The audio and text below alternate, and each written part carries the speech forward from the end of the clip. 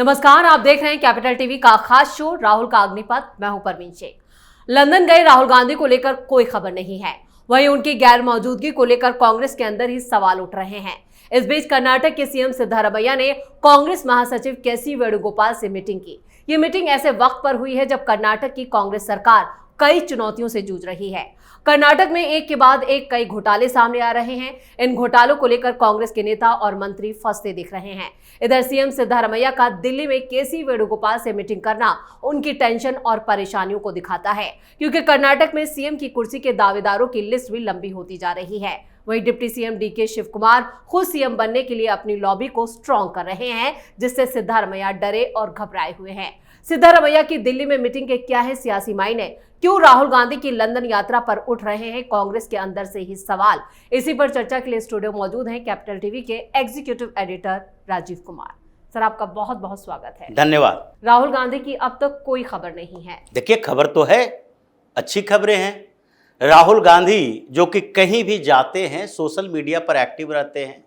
वो अपनी कुछ फोटो डालते, नेहरू प्लेस गए थे वहां पर वीडियो डाला, लोगों से बात करते हुए वीडियो डालते हैं।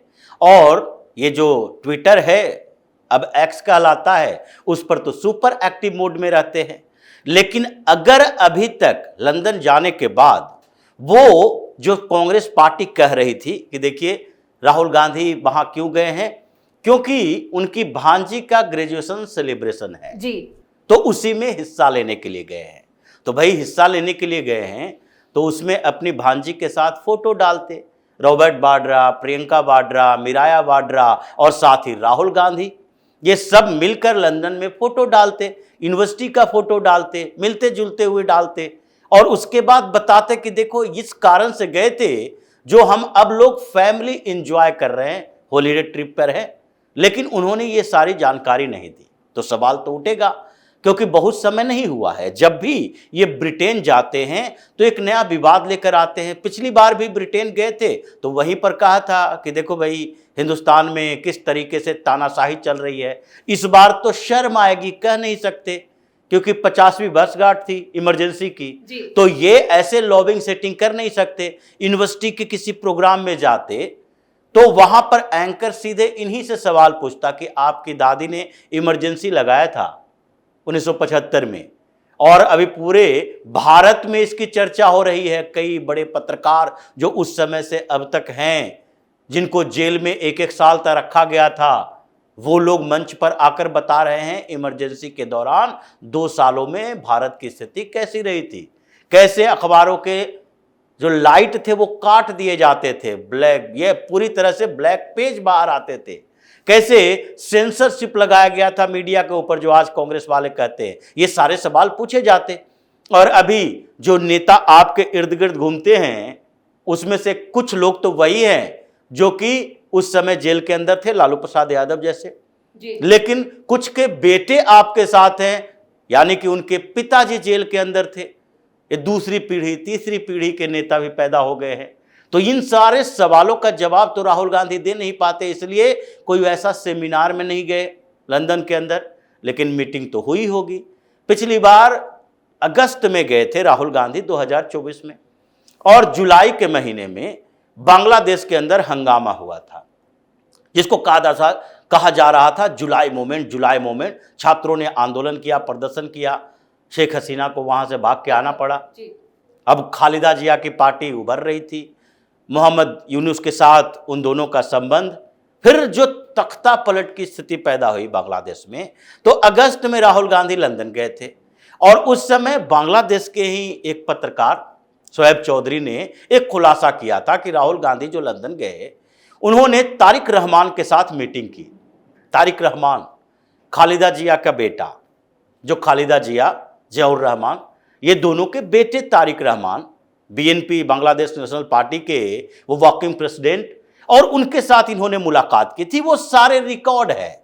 और शोएब चौधरी कोई छोटे मोटे पत्रकार नहीं है, ब्लेड्स के एडिटर, उन्होंने ये पूरी जानकारी दी थी और बताया था कि राहुल गांधी की मीटिंग हुई है तारिक रहमान के साथ, और बांग्लादेश के अंदर जो हो रहा है उसमें राहुल गांधी जैसे लोग, जो वहां पर रिजीम चेंज चल रहा है, उसमें रिजीम चेंजर यूएस के कुछ लॉबी, जो कि एंटी इंडिया काम करता रहता है, जो सोरोस का गैंग पूरा एक्टिव रहता है, वो हर जगह वो भी रिजीम चेंज करने में लगा रहता है ताकि उसका नेटवर्क चलता रहे पूरी दुनिया में। ये जो म्यांमार में पूरी पटकथा लिख दी गई थी, वहां रिजीम चेंज किया था, सैन्य शासन से हटाकर लोकतंत्र बहाल करना और लोकतंत्र के नाम पर उस जगह को ड्रग्स का अड्डा बना देना, भारत में ड्रग्स भेजने, भारत में हथियार सप्लाई करने, नॉर्थ ईस्ट के जितने सेपरेटिस्ट टेररिस्ट ग्रुप हैं उन सबको वहां पनाह देने के लिए म्यांमार का उपयोग करना, चीन के साथ डील करना। इधर बांग्लादेश, इतने दिनों से बांग्लादेश के साथ भारत का अच्छा संबंध कैसे रह सकता है? तो यही पूरी लॉबी आई और फिर वहां छात्र आंदोलन के नाम पर रिजीम चेंज करवाया। और आज रिजीम चेंज होने की बात इसलिए की जा रही है, यह आंदोलन आंतरिक हो सकता है, नेता के साथ, किसी नेता के साथ असंतोष हो सकता है, लेकिन उस असंतोष के बाद जो भी शासक वर्ग आया, वो कैसे एक देश के प्रति घृणा कर सकता है, एक समुदाय के प्रति घृणा की भावना उसके अंदर होगी। बांग्लादेश के विकास के लिए रिजीम चेंज की बात हुई थी, वहां निष्पक्षता के साथ चुनाव हो उसके लिए छात्र आंदोलन कर रहे थे, लेकिन उसको हिंदुओं से क्या समस्या? हिंदुओं से समस्या तो उस समय भी नहीं हुई थी जब बांग्लादेश का आजादी का आंदोलन चल रहा था और उस समय पाकिस्तान ये नहीं देख रहा था कि बंगाली हिंदू है या बंगाली मुसलमान है। सब लोगों ने मिलजुल कर लड़ाई लड़ी थी पाकिस्तान के खिलाफ, क्योंकि ये विवाद था भाषा का, ये विवाद था ऑथोरिटी का, कि कैसे मुजीबुर रहमान के बहुमत के बावजूद प्रधानमंत्री पाकिस्तान का नहीं बनने दिया गया। ये बड़ी समस्या थी। लेकिन इस बार तो आपके अंदर से आवाज उठी विकास के नाम पर, बांग्लादेश के विकास के लिए, अच्छाई के लिए, तो उसमें एक समुदाय विशेष को क्यों टारगेट किया गया, एक देश को क्यों टारगेट किया गया? भारत विरोधी ताकतें वहां सुपर एक्टिव कैसे हो गई? और ये पिछले अगस्त में जब राहुल गांधी लंदन गए थे तो उस समय तारिक रहमान के साथ जो मुलाकात हुई थी, मीटिंग हुई थी, उसी बात को लेकर शोएब चौधरी ने कहा था कि ये कहीं न कहीं कांग्रेस बांग्लादेश के उस तत्वों के साथ खड़ी है और राहुल गांधी उन लोगों के साथ मीटिंग कर रहे हैं। अब फिर से स्थितियां बदली है, पूरी स्थिति बांग्लादेश में भी बदल रही है। डॉक्टर यूनुस ने कह दिया है कि भाई यहां चुनाव होना चाहिए, ये अस्थायी सरकार नहीं रहेगी, टेम्पोररी गवर्नमेंट कितने समय तक रहेगी? अमेरिका का दबाव है, विदेश का दबाव है, बांग्लादेश के अंदर भी दबाव है, चुनाव होना चाहिए। अब फिर राहुल गांधी अचानक से 3 बार विदेश जाते हैं और उसमें एक बार लंदन को चुनते हैं, क्योंकि लंदन जाने की जानकारी मिल जाती है, एक बहाना बनाया जाता है जिसकी जानकारी अब तक नहीं है। ग्रेजुएशन सेलिब्रेशन के एक भी फोटो राहुल गांधी ने तो नहीं दिया। पहले तो राहुल गांधी बोस्टन गए, जानकारी मिली, फोटो शेयर किया, एयरपोर्ट पर उतरते हुए, कमरे में बैठकर प्रवासी भारतीयों के साथ मिलते हुए, उस अपने सैम अंकल के साथ बैठे हुए और उसके साथ यूनिवर्सिटी के प्रोग्राम का सारा वीडियो, ट्वीट, सारे चीजें आते थे। लंदन में अभी इतने विवाद चल रहे हैं कि भाई एक तो राहुल गांधी लंदन जाने के लिए वाया बहरीन चुने।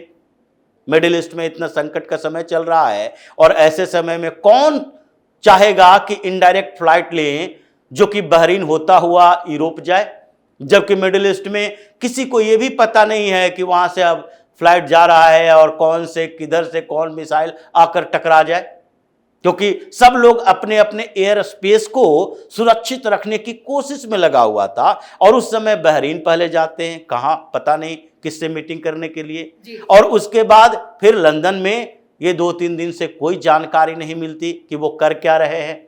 लेकिन ये जानकारी मिलती है कि पिछली बार ऐसा ऐसा हुआ था और इस बार की जो दिखाई पड़ रही है, पूरे दुनिया में दिखाई पड़ रही है और भारत के खिलाफ जो चल रहा है, चाहे पाकिस्तान हो या चीन हो या फिर ट्रंप ही क्यों ना हो या फिर पीछे बांग्लादेश क्यों ना हो, तो ये पुरानी आदतें जो राहुल गांधी की है वो तो धीरे धीरे खुलकर आएगी। पिछली बार लंदन की ही वो तस्वीर भी आई थी जिसमें ये अपने जो भी सो कॉल्ड जो लड़की थी इनके साथ, उसके साथ ये होटल के कमरे में थे और वहां रेस्टोरेंट में खाना पीना खा रहे थे।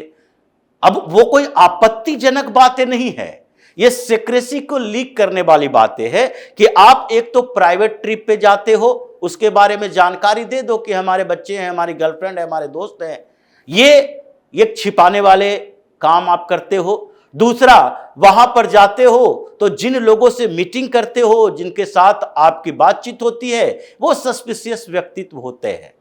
वो सारे लोग, चाहे आप सीनेटर से मिलते हो, सांसद से मिलते हो, वो सारे वही लोग होते हैं। यूरोपीय संघ में जब यूरोपीय यूनियन के दौरे पर गए थे तो 3 देशों में गए और सारे वैसे ही लोगों से मुलाकात की जो यूरोपीय यूनियन में भारत के खिलाफ रेजोल्यूशन पास करवा रहा था जी। तो आप भारत के नेता हो या भारत विरोधियों के नेता हो, तो ये तो बताना पड़ेगा। समस्या इसी बात को लेकर है और इसीलिए राहुल गांधी के ऊपर सवाल उठ रहे हैं। ये क्या कर रहा था होटल में, ये क्या पिछली बार किया और इस बार क्यों ऐसा कर रहा है, कहीं फिर से वही बात तो नहीं है। इसीलिए कांग्रेस के अंदर भी ये सवाल उठ रहे हैं। और कर्नाटक की बात आपने बिल्कुल, कर्नाटक में भी जो समस्याएं हैं वो और बहुत ज्यादा बढ़ गई। देखिए, कर्नाटक में समस्या अभी और बढ़ेगी। BR पाटिल ने आरोप लगाया, उनके साथ 2-4 और विधायक आ गए, राजू कागे आ गए और इन सब ने कहा कि करप्शन चरम पर है। सिद्धारमैया की सरकार में अभी बड़े घोटालों में ये जो महर्षि वाल्मीकि वेलफेयर फंड वाला घोटाला आ गया, फिर मुडा घोटाला आ गया और हाउसिंग स्कीम जितने चल रहे हैं उन सब में पैसे लेकर मकान दिए जा रहे हैं। ये उनके नेता बोल रहे हैं कि हमें पैसा नहीं दिया जा रहा, हमारे फंड में नहीं है, विधायक निधि में पैसा नहीं है और ये पैसा ये लोग आपस में बांटता है, खाता है और दिल्ली भेजता है। इसलिए केसी वेणुगोपाल से मीटिंग हुई क्योंकि सेकंड इन कमान तो अभी वही है।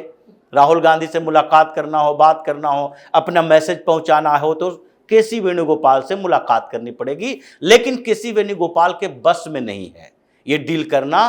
कर्नाटक के अंदर कुछ समय के भीतर ही ये बड़ा विस्फोट होगा।